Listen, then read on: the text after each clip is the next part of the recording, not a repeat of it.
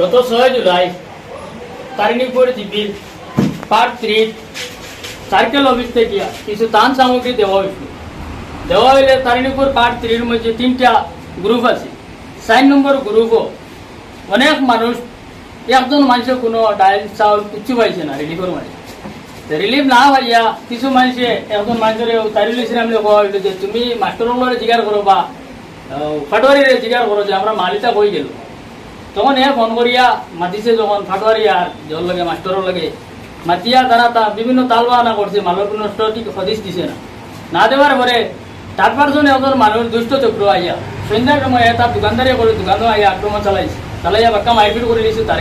তারে মানলো যে সব মানুষই আমরা করলাম, তুমি আমরা জানি না বা সিস্টেম, তুমি একটু সিস্টেমে তারা মাস্টারগুলো জিজ্ঞাসা করো, আমরা তার সামগ্রীটা গেল হই।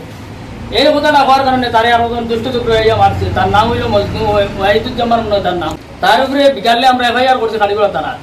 আজ লিখিতভাবে আবার সার্কেল অফিসে আমরা মেমোরেন্ডাম দিছি, যদি এটার উপযুক্ত তদন্ত করিয়া আমরা যারা পাইছি না আমরা রিলিফটা গেল হয়।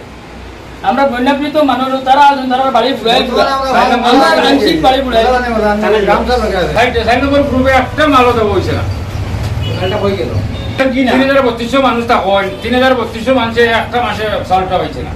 আমরা খাইতাম কিনা সার্কেল অফিসে নিয়ে আমরা মেমোরেন্ডাম দিছি, যদি আমরা এটার সঠিক তদন্ত করিয়া উপযুক্ত আমরা ত্রাণ সামগ্রীগুলো আমরা পাওয়া লাগে, যদি আমরা এটার বিরুদ্ধে ব্যবস্থা নিব, আমরা দেওয়া লাগে।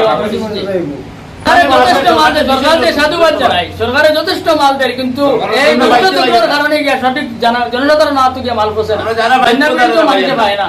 এটা দুষ্ট চক্র বলে আত্মসাৎ করিয়া খান, তারা দৃষ্টান্তমূলক শাস্তি লাগে। আর উপযুক্ত মানুষের ত্রাণ সামগ্রী আবার পুনরায় সরকারে পৌঁছাই দেওয়ার আবেদন রইল আমার। তারিখে খাটিগড়া তারিণীপুর তৃতীয় খণ্ড রেভিনিউ ভিলেজের কিছু ত্রাণ সামগ্রী মানে সার্কেল থেকে দেওয়া হয়েছিল, তা সুষ্ঠুভাবে মানে বন্টন করা হয়নি। তাই আমরা এলাকাবাসীর পক্ষ থেকে মাল গেছে হইলে সুষ্ঠুভাবে পাইছে না, না পাওয়ার কারণে আজকে আমরা সার্কেল মহোদয়ের কাছে একটা